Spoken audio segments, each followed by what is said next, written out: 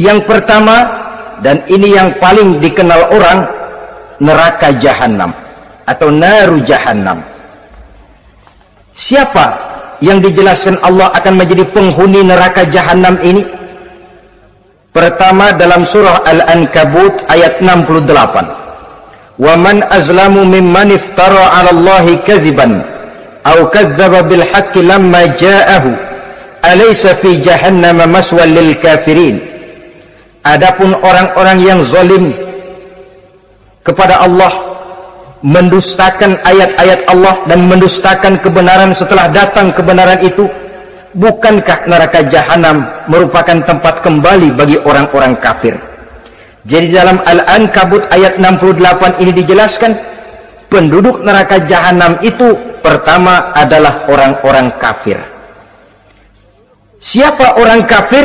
Menurut keyakinan akidah kita, setiap orang di luar Islam adalah kafir.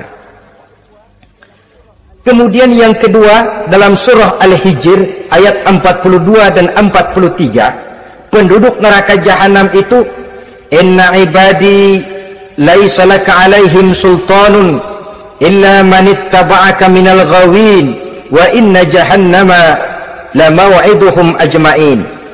Sesungguhnya hamba-hambaku tidak akan bisa kamu kuasai, hai iblis, kecuali mereka yang mengikuti tipu dayamu. Sesungguhnya neraka jahanamlah tempat mereka seluruhnya. Kalau kita perhatikan ayat ini, maka penghuni neraka jahanam yang kedua adalah para pengikut setan. Para pengikut setan dengan seluruh ajaran-ajaran yang dilancarkan oleh setan. Padahal pada saat hendak masuk neraka, setan jelas cuci tangan. Tugasnya cuma bagaimana mencari pengikut sebanyak-banyaknya yang akan nemenin dia di neraka nanti. Tapi pada saat orang digiring ke dalam neraka, setan cuci tangan. Mungkin orang menuntut, setan, gue ngikutin lu, sekarang kenapa jadi kemari? Nah, gue bilang juga apa? Kata setan, gue bilang juga apa, lu kenapa ngikutin? Dan setan ini menebar ranjau dalam segala bentuknya, dengan segala macam caranya. Para pengikut setan yang menjauhi tuntunan agama, memperturutkan hawa nafsunya. Setan membisiki manusia lewat minuman keras, setan masuk manusia lewat judi, lewat zina, lewat kenikmatan yang melalaikan orang dari kehidupan akhirat dan selanjutnya, dengan segala macam jalan. Kadang-kadang dalam ibadah setan juga masuk. Kalau tidak ditimbulkannya takabur, ditimbulkannya sikap ujub dalam diri kita. Timbul rasa diri lebih benar dari orang lain, dan ini jelek. Timbul rasa nganggap enteng orang lain, itu kan ujub, nggak dikelihatannya orang, cuma hatinya aja ngomong sendirian. Kalau gue lihat di kampung ini nggak ada yang kayak gue. Bayangnya kayak ibadahnya kayak udah aing pang paling nak ya di dia.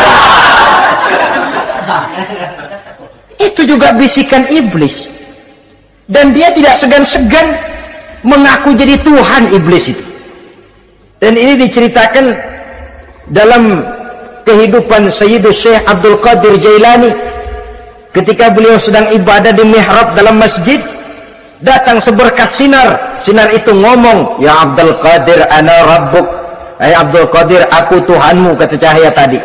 Sudah cukup kamu ibadah Abdul Qadir. Sembayangmu udah banyak, puasamu udah banyak, jihadmu cukup.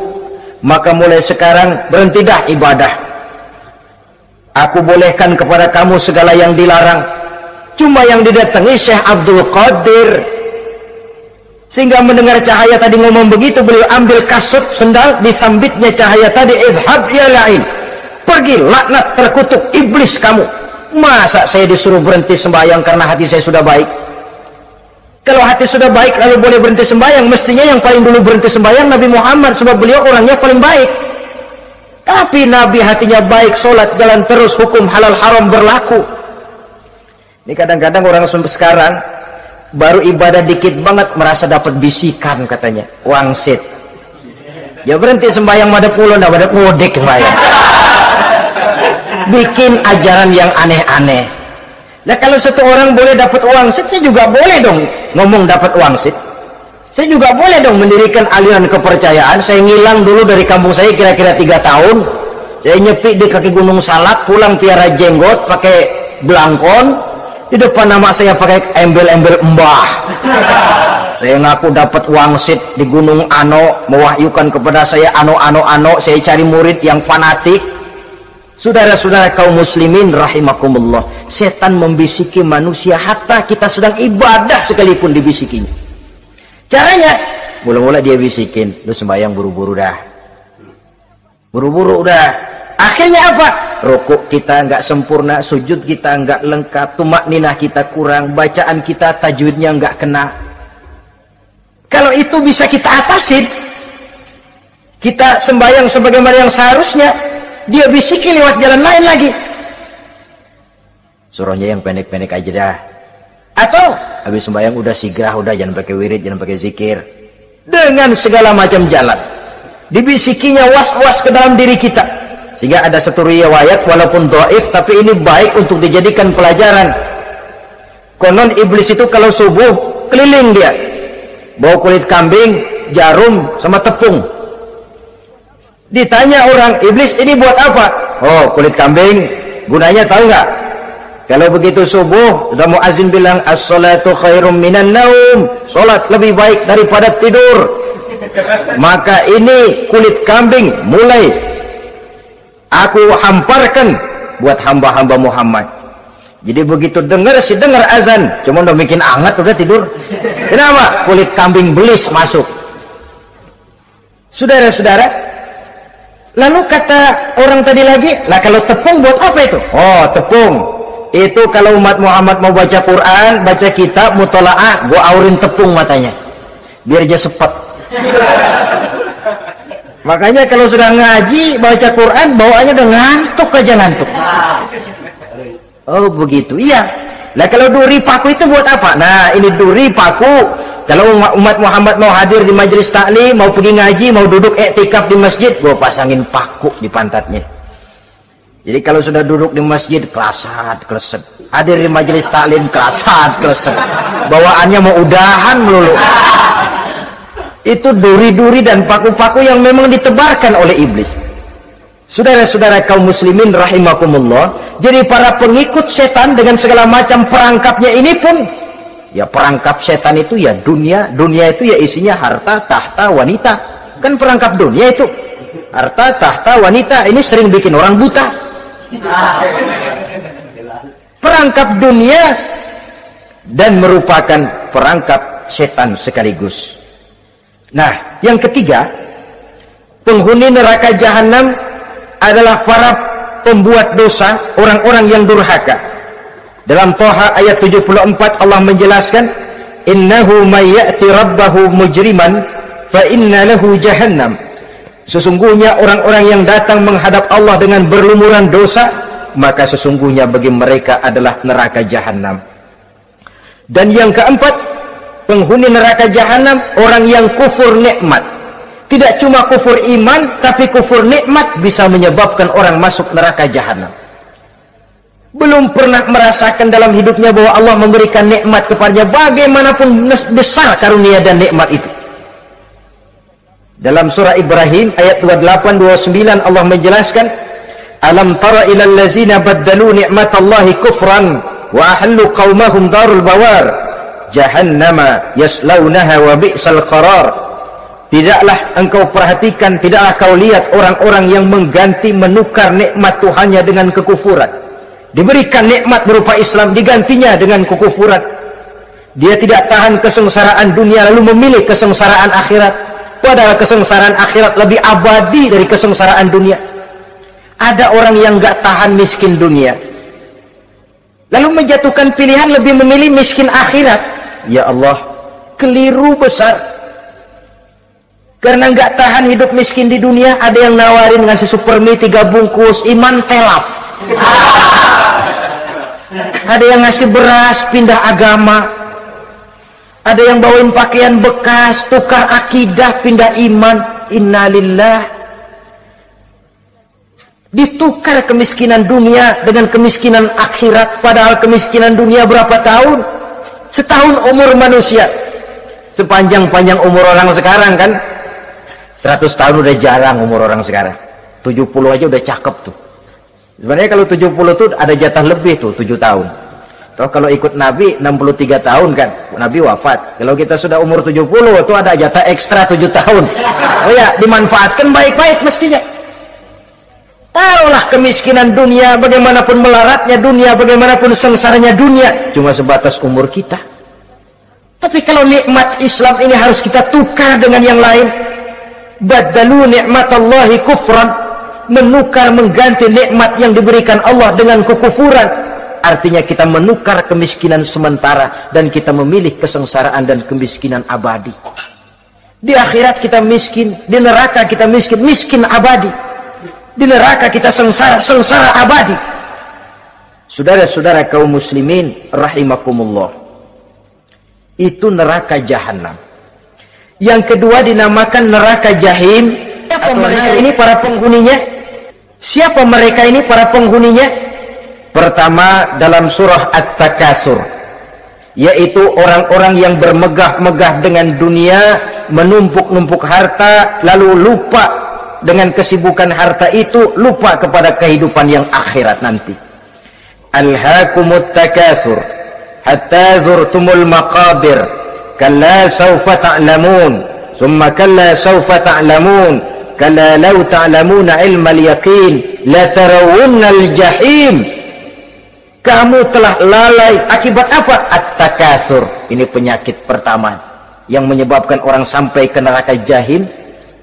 Penyakit takasur. Dan itu penyakit zaman sekarang. Berlomba-lomba dengan kemegahan materi, berlomba-lomba dengan kemegahan dunia. Padahal kalau urusan itu kita berlomba, tidak akan pernah sampai finish. Percayalah itu, tidak akan pernah finish. Sebab kemegahan dunia siklus, lingkaran setan. Kita anggap kalau punya duit 1 juta tenang, punya 1 juta berubah pikiran, lain lagi. Kita anggap kalau punya mobil enak, sudah punya mobil, lain lagi problemnya. Kita anggap kalau rumah sudah gedung, enak hidup, punya rumah gedung, lain lagi problemnya. Makanya pesan Nabi, kalau ingin hidup tenang, urusan dunia lihat ke bawah, urusan akhirat lihat ke atas. Sering dicontohkan kalau punya mobil, bilang alhamdulillah kita punya mobil, tangga kita cuma punya motor. Kata yang punya motor, syukur banget kita punya motor, tangga kita punya sepeda doang. Kemana-mana kekejek mulu. Dayung. Kata yang punya sepeda, alhamdulillah kita punya sepeda, tetangga kita cuma jalan kaki, kemana-mana ngetuk mulu. Kata yang jalan kaki, alhamdulillah masih bisa jalan, tangga kita sebelah lumpuh bertahun-tahun nggak kemana-mana. Kata yang lumpuh, alhamdulillah masih hidup, tangga kita kemarin mati nggak balik lagi. Itu dalam urusan dunia, sehingga sifat takasur ini hilang. Tapi urusan akhirat, lihat ke atas. Kalau dia begitu sibuknya bisa jaga sholat, kenapa saya tidak?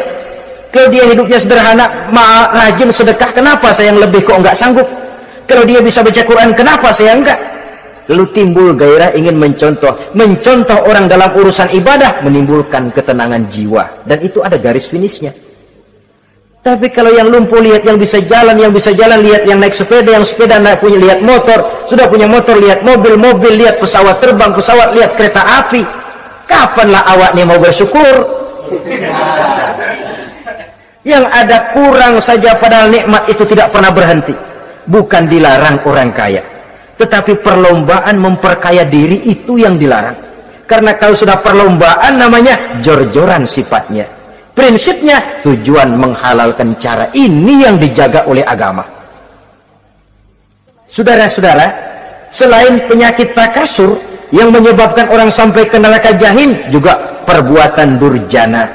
Dalam Al-Infitor ayat 13-14, innal abrara lafi na'im wa innal fujjara lafi jahim. Orang-orang yang berbakti, berbuat kebajikan, mereka akan mendapatkan neraka surga naim.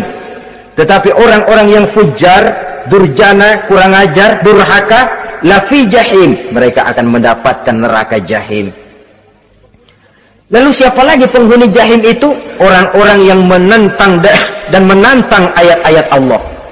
Wallazina sa'au fi ayatina mu'ajizin ulaika ashabul jahim. dan orang-orang yang berusaha menantang ayat-ayat Allah sehingga melemahkan orang-orang yang mau mengikuti Rasul-Rasul Allah, menantang ayat Allah dan membuat lemah orang yang mengikuti Rasul, melemahkan semangat orang yang mau mengikuti khitah dan perjalanan Rasul. Lu membangun masjid, iya berat, jangan jangan aja kapok. Majelis taklim pahit, ngaji berat, melemahkan ini. Sudah dia rusak, merusak lagi. Kalau rusak kan cuma sendirian. Ini tidak, sudah rusak, merusak, mu'ajizin, melemahkan orang-orang yang mau mengikuti ayat-ayat Allah. Dan itu tidak jarang zaman sekarang ini. Orang yang melemahkan semangat kita dalam berjuang menegakkan kebenaran. Kita yakin Islam agama yang benar, kita yakin Islam agama yang sempurna. Ada saja orang yang melemahkan semangat kita, yang berteori bahwa ada ayat-ayat Quran yang tidak relevan lagi dengan situasi dan kondisi, yang berteori bahwa Nabi Muhammad cuma sebagai manusia biasa yang tidak terlepas kemungkinan dari salah. Pendeknya melemahkan nilai-nilai semangat kita untuk memperjuangkan Islam ini. Ini pun termasuk mu'ajizin. Mereka akan menemukan nanti di akhirat kapling di dalam neraka yang dinamakan neraka jahim. Na'udzubillah summa na'udzubillah. Yang ketiga, saudara-saudara, di antara nama neraka itu adalah neraka hawiyah. Siapa penghuni neraka hawiyah ini? Dalam surah Al-Qari'ah ayat 8-11 dijelaskan secara simpel, wa amma man khaffat mawazinuhu fa ummuhu hawiyah. Adapun orang-orang yang ringan timbangan kebaikannya, maka tempatnya adalah neraka hawiyah. Artinya orang ini lebih berat timbangan kejahatannya, sedikit kebaikannya sehingga jadi ringan di timbangan akhirat nanti. Salat, puasa, zakat, tapi dosa yang dikerjakan masih lebih banyak ketimbang kebaikan yang dikerjakannya itu. Maka orang semacam ini apabila tidak mendapat syafaat, maka dia akan masuk ke dalam neraka yang namanya neraka hawiyah. Lalu yang keempat, neraka wail. Dalam surah Al-Ma'un ayat 1-7, garis besarnya yang mendapat neraka wail adalah para pendusta agama. Siapa sih pendusta agama itu? Ara'aital ladzi yukazzibu bid-din. Tidakkah kamu lihat siapa orang-orang yang mendustakan agama? Mendustakan agama, beragama tapi bohong, sholatnya bohong, hajinya bohong, puasanya bohong, mendustakan agama. Siapa mereka? Fazalikal ladzi yad'ul yatim. Pertama, orang yang suka menghardik anak yatim. Anak yatim yang lemah, anak yatim yang tidak berdaya, yang hidup dipayungi kemiskinan dan kekurangan, bukan ditolongnya, malah dihardiknya. Jangan lupa, saudara yang sudah 2-3 kali pergi ke Makkah, saudara yang khusyuk dalam sujudnya, saudara yang mantap dalam puasanya, mungkin saja bisa terhalang masuk ke dalam surga, karena di samping rumah saudara ada anak yatim merintih menahan lapar dan haus. Saudara tahu, saudara mampu, tapi saudara diam saja, tidak mau mengulurkan tangan. Mungkin itu yang akan mengganjal saudara untuk masuk ke dalam surga. Wala yahuddu ala ta'amil miskin. Mereka membiarkan fakir miskin, tidak memberikan makan. Kemudian fawailul lil musallin. Mereka juga melalaikan salat. Allazina hum an salatihim sahun. Allazina hum yura'un. Mereka juga riak di dalam amalnya. Saudara hadirin kaum muslimin rahimakumullah, melalaikan solat, kemudian riak dengan amalnya, termasuk amalan solatnya. Kalau jadi imam, bahasanya dibuat sepasih-pasihnya, surahnya yang panjang-panjang, paling pendek sabbihis sama wadduha. Tapi kalau solat sendirian cukup qul huwallahu ahad sama inna a'tainakal kautsar. Hilang lagi nilai keikhlasannya. Dan terakhir, mereka enggan untuk membayar zakat. Yang memenuhi ciri-ciri inilah yang dikatakan sebagai pendusta agama. menghardik yatim, membiarkan fakir miskin, melalaikan sholat, ria, dan enggan membayar zakat, mereka divonis mendapat neraka wail, seperti dalam surah Al-Ma'un ayat 1 sampai dengan 7. Saudara-saudara kaum muslimin rahimakumullah. Yang kelima, neraka sa'ir. Neraka sa'ir ini pertama buat mereka yang memakan harta yatim. Kalau tadi tidak mau membantu, ini malah membantu tapi tujuannya malah ngobyekin anak yatim. Mereka yang memakan harta yatim, dalam An-Nisa ayat 10, innal ladzina ya'kuluna amwalal yatama zulman innama ya'kuluna fi butunihim nara wa sayaslawna sa'ira.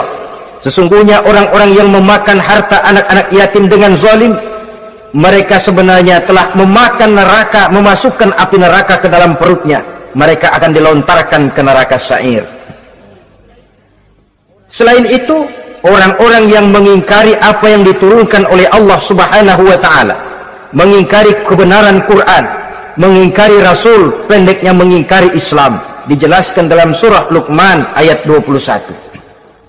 Yang keenam, saudara-saudara, yang dinamakan dengan neraka laza namanya. Pertama, untuk pembangkang dan orang yang menjauhi agama. Yang kedua, orang yang berpaling dari kebenaran. Dan yang ketiga, orang yang suka menumpuk-numpuk harta dan menyimpannya, tidak mau membayar zakat, infak, apalagi sedekah. Ini kita temukan penjelasannya dalam surah Al-Ma'arij ayat 15 dan 17. Yang ketujuh, dinamakan neraka sakor. Siapa penghuni neraka sakor ini? Pertama, orang yang tidak pernah sholat. Yang kedua, tidak pernah memberi makan orang-orang miskin. Yang ketiga, ahli membicarakan yang batil. Strategis betul dia, ulung kalau sudah mengatur kebatilan. Kemudian yang keempat, orang yang mendustakan hari akhir. Dalam surah Al-Muddatsir ayat 42 sampai 47, kepada penduduk neraka sakor ditanya, "Ma salakakum fis sakor?" Apa yang menyebabkan kamu masuk ke dalam neraka sakor? Qalu lam naku minal musallin wa la naku nut'imal masakin wa kunna nakhudu ma'al khaidin wa kunna nukadzibu yaumaddin. Mereka menjawab, kami di dunia tidak pernah sholat, tidak pernah memberi makan fakir dan miskin. Kami selalu berkumpul dengan orang-orang yang batil dan membicarakan kebatilan, dan kami mendustakan adanya hari akhir. Yang kedelapan, yang terakhir adalah neraka khutamah. Ini diperuntukkan bagi para pengumpat, pencela, para penghina orang lain, mencari aib saudaranya, kemudian juga mereka menumpuk, menghitung-hitung harta, lalu kikir dan bakhil dengan hartanya itu. Dalam surah Al-Hujurat ayat 11-12, kemudian surah Al-Humazah ayat 1 sampai dengan 7, kita temukan penjelasan itu. Pada akhirnya, saudara-saudara, kalau penduduk surga mereka kekal di dalamnya, maka penduduk neraka ini ada dua macam. Ada penduduk musiman, ada penduduk permanen. Kalau yang namanya penduduk permanen, itu sudah punya paspor, KTP itu. Memang penduduk permanen itu mereka yang kekal selama-lamanya di dalam neraka. Mereka lah orang-orang musyrik dan orang-orang kafir, termasuk orang-orang munafik. Bahkan lebih dahsyat lagi yang namanya munafik. Kata Allah, innal munafiqin fid darkil asfal minan nar. Orang munafik itu berada di dasar jurang neraka yang paling bawah, keraknya neraka. Saudara-saudara, adapun penduduk yang semi permanen, ia masuk neraka buat sementara saja, sekedar dengan dosa-dosa yang dikerjakannya. Mereka adalah orang-orang mukmin yang asli, orang-orang Islam yang waktu di dunianya berbuat dosa. Mereka masuk ke dalam neraka, menerima azab sesuai dengan dosa yang dikerjakannya.